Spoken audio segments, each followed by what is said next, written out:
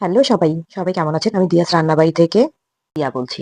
আজকে তোমাদের জন্য নিয়ে এসেছি খুবই সহজ ঘরোয়া কিন্তু ভীষণ টেস্টি একটা রেসিপি, ভাপা ডিম। যেটা ভাতের সাথে হোক বা রুটির সাথে দুটোই অসম্ভব ভালো লাগে। প্রথমে আমি ডিমগুলো সেদ্ধ করে নিচ্ছি। তারপর আমি একটা কড়াইতে কিছু চীনাবাদাম নিয়ে হালকা করে ভেজে নিচ্ছি। তেলটা যখন উঠে আসবে বাদামের গায়ে থেকে আমি বাদামগুলো নামিয়ে নেব। এরপর নিয়ে নিলাম কিছু পোস্তদানা। পোস্তদানাগুলো একটা বাটিতে সামান্য পরিমাণে জল দিয়ে ভিজিয়ে রেখে দিলাম কিছুক্ষণের জন্য। ভেজানো হয়ে গেলে পেস্ট করে নেব। সবগুলো ডিম সুন্দর মতো সেদ্ধ হয়ে গেছে। এবার আস্তে, আস্তে করে খোসাগুলো ছাড়িয়ে নিচ্ছি। ডিমের খোসা সুন্দরভাবে জানি ছাড়ানো যায় এইজন্য একটা ছোট্ট টিপস আছে। ডিম সিদ্ধর সাথে কিছু পরিমাণে লবণ দিয়ে দিবেন। তাহলে আর ডিমের খোসা ছাড়াতে একদম সমস্যা হবে না। এবার খোসা ছাড়ানো হয়ে গেলে ডিমগুলো আমি মাঝখান দিয়ে কেটে নিচ্ছি। সবগুলো ডিম সুন্দর মতো সমানভাবে মাঝখান দিয়ে কেটে নিলাম। এবার একটা প্যান নিয়ে নিলাম। প্যানে অল্প পরিমাণে সরিষা তেল দিয়ে দিলাম। এবার কেটে রেখেছিলাম কিছু পেঁয়াজ। পেঁয়াজগুলো দিয়ে দিলাম, সাথে দিলাম কিছু কেটে রেখেছিলাম কাঁচামরিচ। আর একদম কেটে রেখেছিলাম কিছু রসুন। রসুনগুলো দিয়ে পেঁয়াজ, রসুন আর কাঁচামরিচ একসাথে ভালো করে হালকা লাল, লাল করে ভেজে নেব।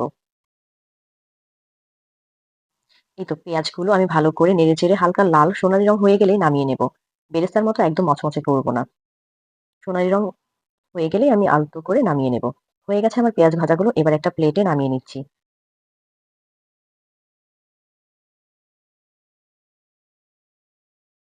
এবার পেঁয়াজগুলো রেখে দিলাম কিছুক্ষণের জন্য, জানি ঠান্ডা হয়ে যায়।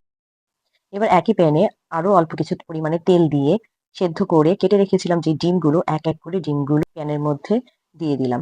তারপর কিছু লবণ উপরে দিয়ে দিলাম, সাথে কিছু হলুদ দিলাম। এবার কিছু দিয়ে দিলাম লাল মরিচের গুঁড়ো। তারপর এপিট ওপিট করে ডিমগুলো হালকা লাল করে ভেজে নেব। বেশি ভাজবো না, বেশি ভাজতে গেলে একদম শক্ত হয়ে যাবে। আমি হালকা হালকা করে এপিট ওপিট করে ভেজে নিচ্ছি। দেখুন ভিডিওতে যেভাবে দেখা যাচ্ছে।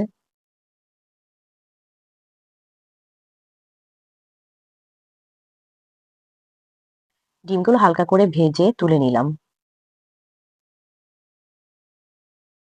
এবার ভেজে রাখা পেঁয়াজ, রসুন, কাঁচামরিচ আর ভিজিয়ে রাখা পোস্তদানা, সাথে ভেজে রেখেছিলাম কিছু বাদাম, সবগুলো একসাথে একটা ব্লেন্ডার জারে অল্প পরিমাণে জল দিয়ে সুন্দর মতো একটা মিহি পেস্ট করে নিলাম। দেখুন কত মিহি হয়েছে।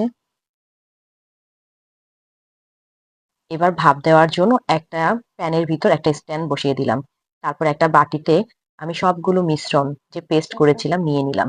তার মধ্যে দিয়ে দিলাম হলুদের গুঁড়া, লাল মরিচের গুঁড়া, জিরা ফাঁকি, পরিমাণ মতো লবণ, স্বাদ মতো চিনি। এখানে আমি একটু চিনি ব্যবহার করেছি, এটা অপশনাল, আপনারা চাইলে ব্যবহার করতে পারেন, না চাইলে নাও করতে পারেন। আমি টেস্টের জন্য চিনিটা ব্যবহার করেছি। তারপর কিছু ক্যাপসিকাম